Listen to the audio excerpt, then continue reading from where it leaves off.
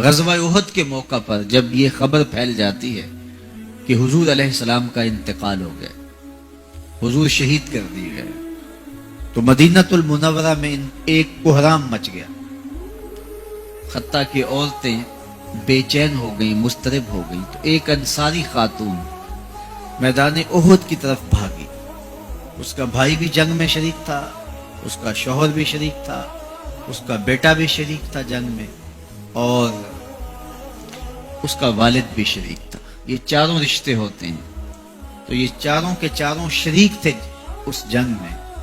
تو جب یہ خبر پھیلی کہ حضور شہید کر دیے گئے ہیں، تو اس حالت کے اندر وہ عجیب اضطراب کے عالم میں دوڑتی ہوئی احد کے مقام پہ پہنچتی ہے، تو راستے کے اندر اس کے بھائی کی لاش پڑی تھی، اس کے باپ کی لاش پڑی تھی، اس کے شوہر کی لاش پڑی تھی، اس کے بیٹے کی لاش پڑی تھی، اور وہ چاروں لاشوں کے قریب سے گزر گئی اور وہ پہچان بھی نہیں پائی۔ تو پوچھتی ہے یہ کس کی لاشیں ہیں؟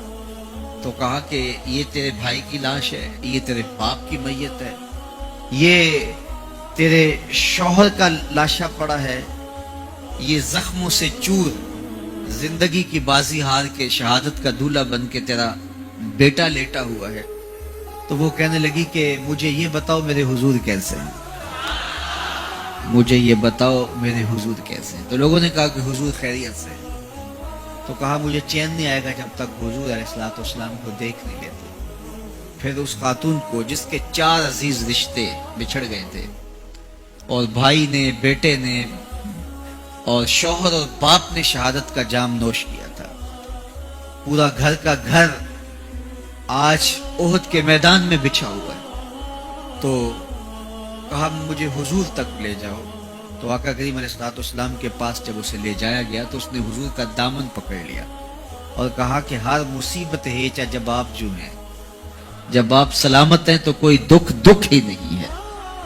تو ان کی یہ محبت اور ان کا یہ پیار دیکھنے کو نصیب ہوتا ہے، ورنہ ایسے مواقع پہ جب اتنے عزیز رشتے بچھڑ جائیں تو پھر اپنے جذبات پہ کون قابو رکھ پاتا ہے اور کون کسی کو یاد رکھتا ہے۔ لیکن ان کی محبت بڑی ہوئی تھی ہر رشتے سے آگے، اور ہر عزیز، ہر رشتہ دار، کائنات کی ہر شے سے زیادہ وہ حضور علیہ السلام سے پیار کرتے تھے۔ نہ انہیں مال کی غرض تھی۔ حضور حکم کرتے ہیں تو ابو بکر صدیق رضی اللہ تعالیٰ عنہ سارا مال حضور کے قدموں میں ڈھیر کر دیتے ہیں، اولادیں حضور کے راہوں میں، حضور کے رستوں میں قربان کر دیتے ہیں، اور ہر دکھ جھیل کر کے بھی حضور علیہ السلام کی خیریت انہیں مطلوب ہے۔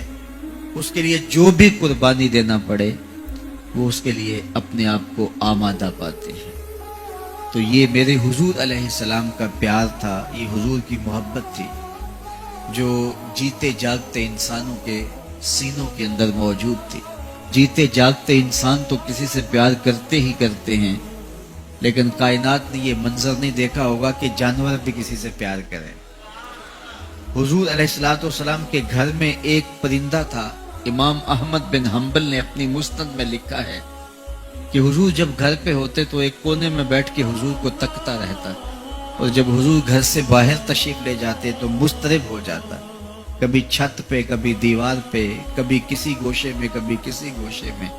جب حضور دوبارہ گھر تشریف لاتے تو سکون سے ایک کونے میں بیٹھ کے حضور کو دیکھتا رہتا، اس کے دکھی دل کو قرار آ جاتا۔